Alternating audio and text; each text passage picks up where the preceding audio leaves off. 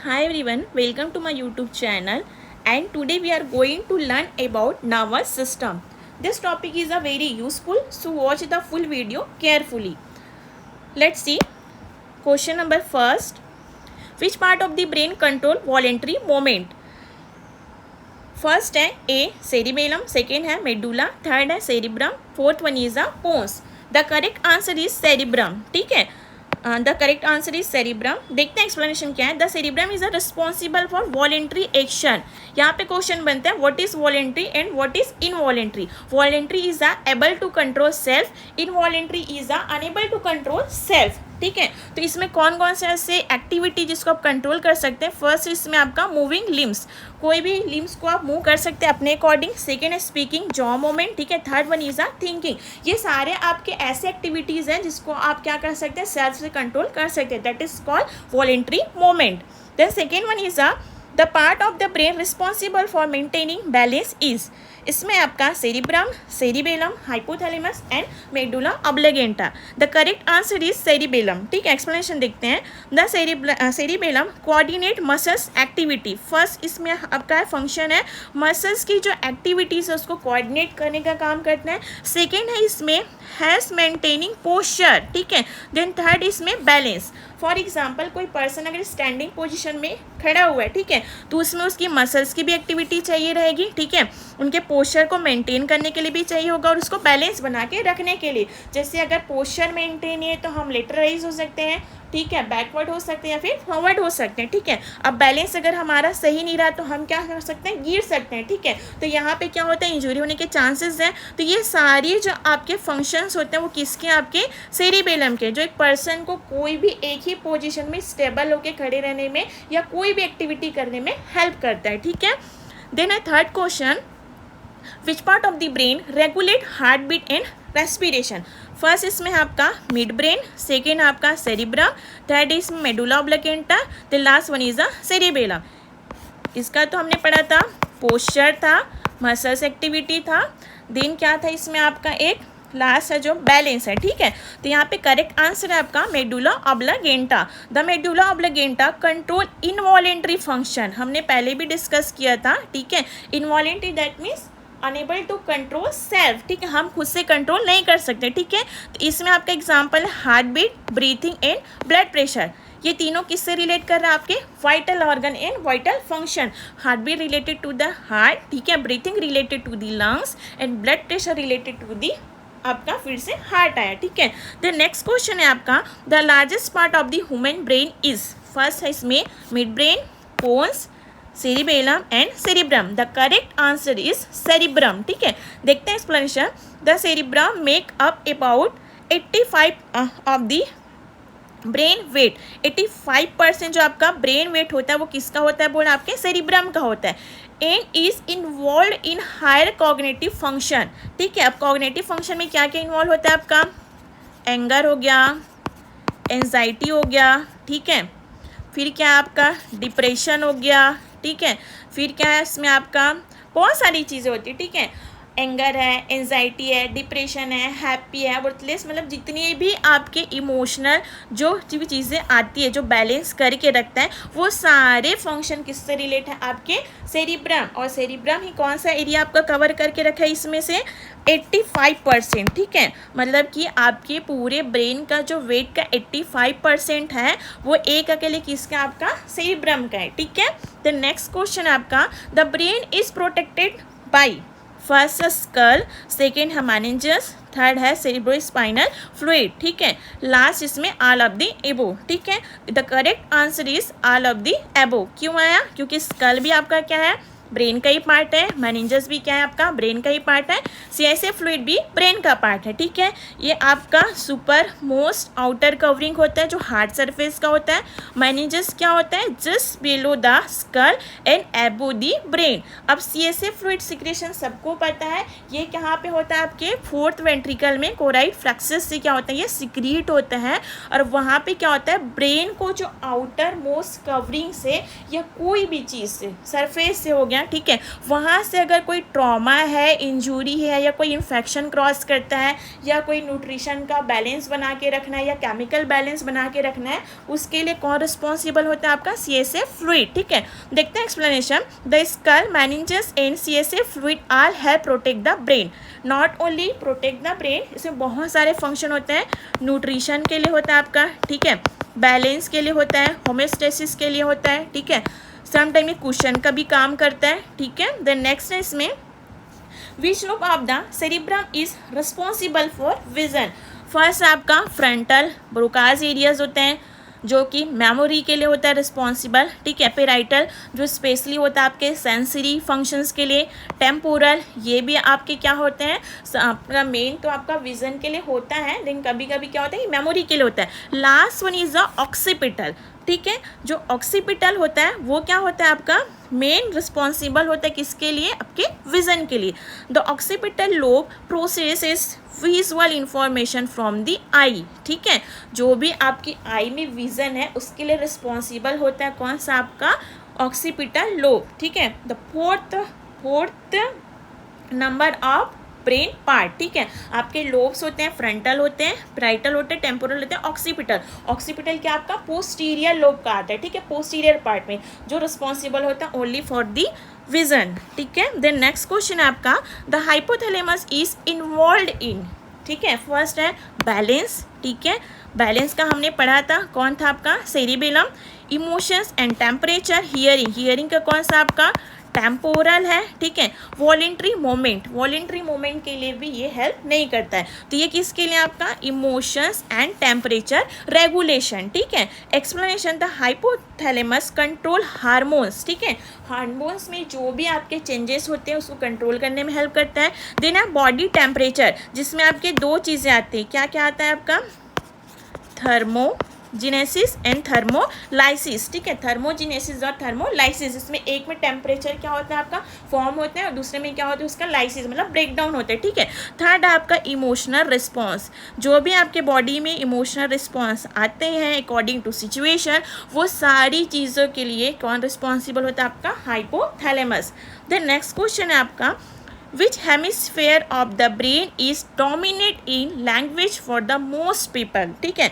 Right, second left, third one is both equally, fourth one is depends on the gender. The correct answer is left, ठीक है।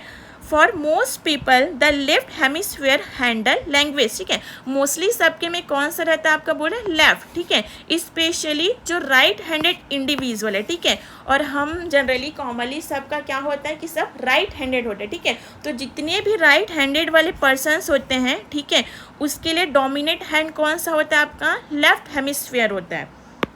Then next इसमें which structure connect the two cerebrum hemisphere? First thalamus, ठीक है, the responsible for the temperature and emotional response. Medulla oblongata, ठीक है, तो ये तो कहीं से भी कनेक्ट नहीं है, ठीक है। देन है आपका कॉर्पस कैलोसम, देन आपका hypothalamus.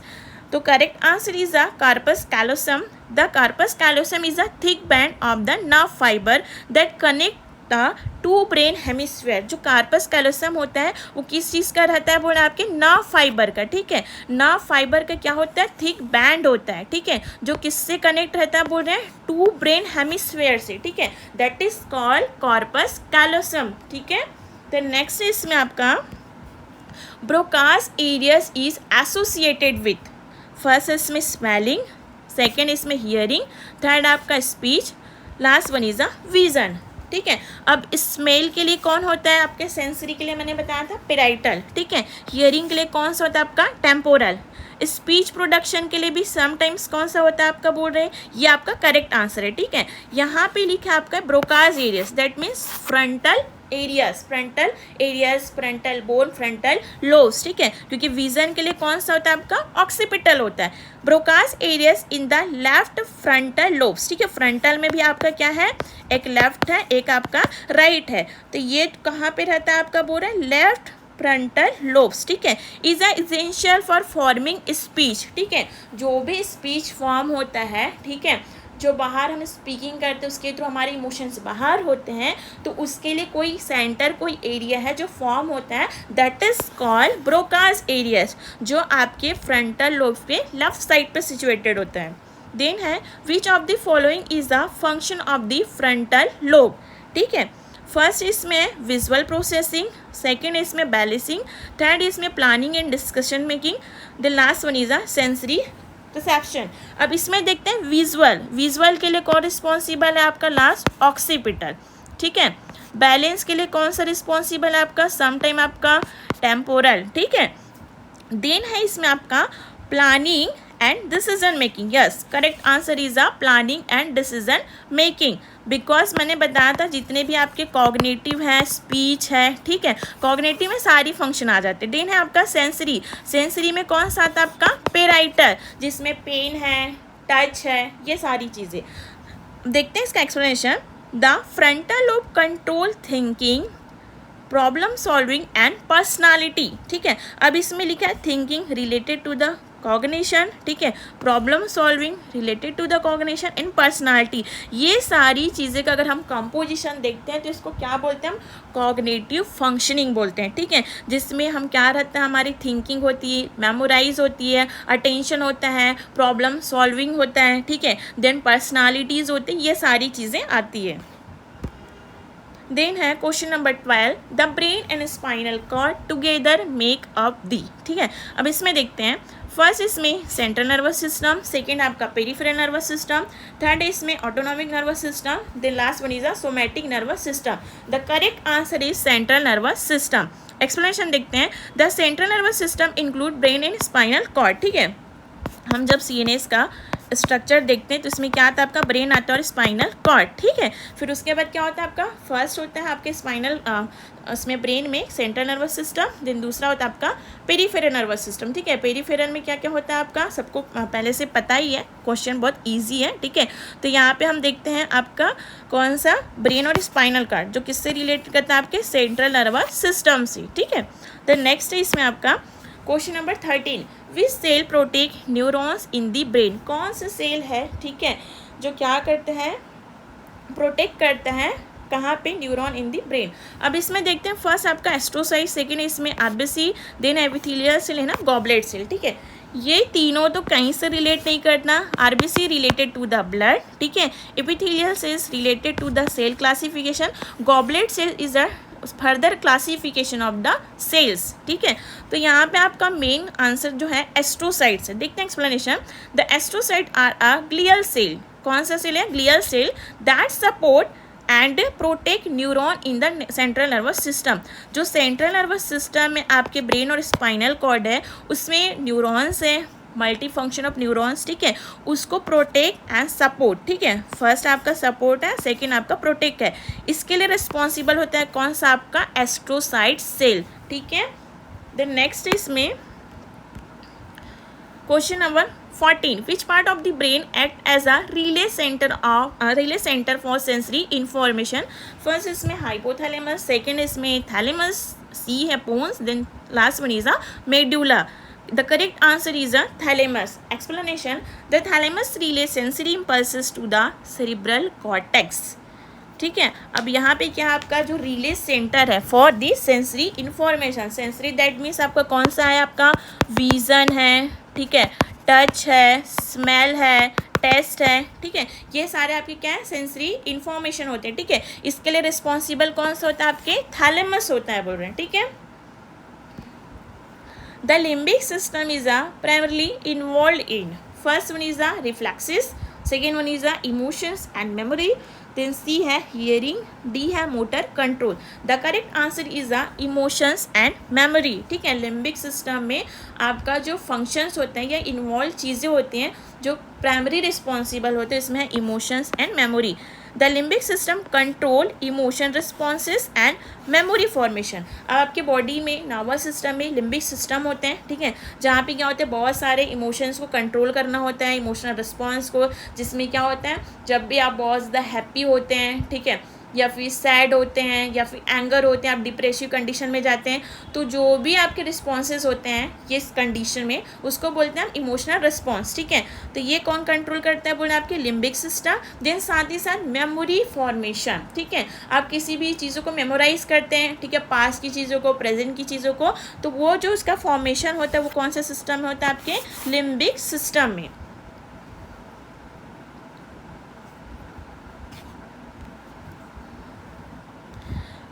Then question number 16, which neurotransmitter is associated with pleasure and reward in the brain? First one is the dopamine, second one is the serotonin, third one is the acetylcholine, third one is the GABA. अब इसमें serotonin mood stabilise का काम करता है, ठीक है। Then acetylcholine muscles control, muscles की activity और साथ ही साथ मेमोरी। देन आपका गाबा जो होता है किसके लिए रिस्पॉन्सिबल होता है, प्रमोट स्लीप, ठीक है, स्लीप को प्रमोट करने में, ठीक है, और आपकी एंजाइटी उसको रेगुलेट करने में। The correct answer is dopamine. ये देखते हैं explanation. Dopamine is a linked with reward motivated behaviour in pleasure, ठीक है। जब भी हम किसी को रिवॉर्ड देते हैं या उसको मोटिवेट करते हैं, reward motivated behaviour and pleasure, ठीक है, तो उस समय कौन सी क्रिएट होता है, डोपामिन, ठीक है। इसलिए जब भी हमको किसी को रिवॉर्ड देना होता है, ठीक है, या किसी को मोटिवेट करना होता है या किसी को बहुत अच्छा प्लेजर आता है, तो हम बोलते हैं डोपामिन का सिक्रीशन बहुत ज़्यादा हो रहा है, या हम मानते हैं कि डोपामिन का सिक्रीशन बहुत अच्छा होता है, गुड फॉर हेल्थ, बिकॉज क्या करते हैं वो आपको क्या करते हैं, मोटिवेट करने में हेल्प करता है, या लिंक्ड है, ठीक है। और क्या करते हैं, आपको ऐसे फील कराता है कि किसी ने आपको रिवॉर्ड दिया है, आपको ऐसे लगेगा तो आप क्या करोगे, आगे आपका अचीवमेंट बेस्ट होगा, ठीक है। देन होता है प्लेजरेबल एक्टिविटी, जब आप बहुत खुश रहेंगे, जब आपको लगेगा कि आपको रिवॉर्ड मिल रहा है, आपका मोटिवेशन आ रहा है, तो कोई भी चीज़ें, कोई भी एक्टिविटी आप अच्छे से फॉर्म करोगे, अच्छे से एक्ट करोगे। The brain consumes about what percentage of the body's energy? First one is a 2%, second one is a 10%, third one is a 20%, fourth one is a 50%. The correct answer is 20%. With explanation, though only 2% of body weight, the brain use around 20% of body energy, ठीक है। कितना लेता है इसमें बोल रहे हैं, आपका 20% ऑफ बॉडी एनर्जी को लेता है, ठीक है। देन नेक्स्ट इसमें which of the following help in the coordination of eye movement, ठीक है। First one is a pons, second one is a cerebrum, third one is a medulla, then fourth one is a midbrain, ठीक है।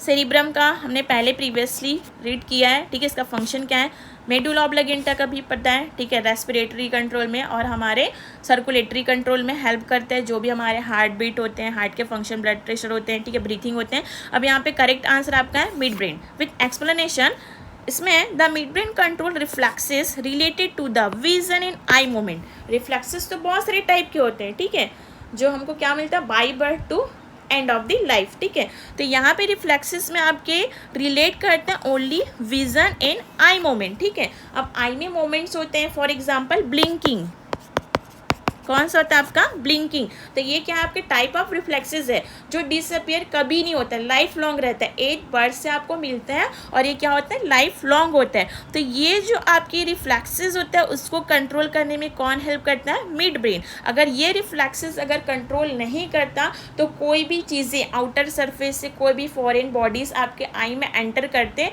तो वो क्या नहीं हो पाता, आई क्लोज नहीं हो पाता, उससे प्रोटेक्ट नहीं हो पाता। ब्लिंकिंग से क्या होता है, जैसे ही कोई भी फॉरेन बॉडीज, फॉरेन मटेरियल आपके आई के कांटेक्ट में आते हैं, तुरंत रिफ्लेक्सेस से क्या होता है, आपके आई ब्लिंक हो जाते हैं, ठीक है। तो ब्लिंकिंग रिफ्लेक्सेस कंट्रोल सिस्टम कौन सा आपका, मिड ब्रेन है। Then next one is a question number 19, which brain waves is dominant during deep sleep. First one is the alpha, second one is the beta, third one is the theta, the last one is the delta. The correct answer is delta. With explanation, delta waves are slow waves. Firstly, delta waves क्या है आपका, slow waves that occur during sleep, ठीक है, जो कब occur होता है बोले, during the sleep. Then restorative sleep, ठीक है, यहाँ पे पहले ही बता दिया है, ठीक है, इसका जो फंक्शन है कि ये ड्यूरिंग स्लीप्स जो होता है क्या होता है, अकर होता है, ठीक है, और रिस्टोरेटिव फॉर्म में क्या करते हैं, ये कन्वर्ट हो जाता है। Then question number 20, which part of the brain is responsible for forming new memories. First one is the thalamus, second one is the medulla, third one is the hippocampus, then D one is the pons. The correct answer is hippocampus. With explanation, the hippocampus is the crucial for converting short term memories into long term ones. ठीक है, अब इसमें क्या बोल रहे हैं, आपके brain का एक पार्ट होता है जो रिस्पॉन्सिबल होता है न्यू मेमोरीज को फॉर्म करने में, ठीक है, उसमें आपका करेक्ट आंसर लिखा है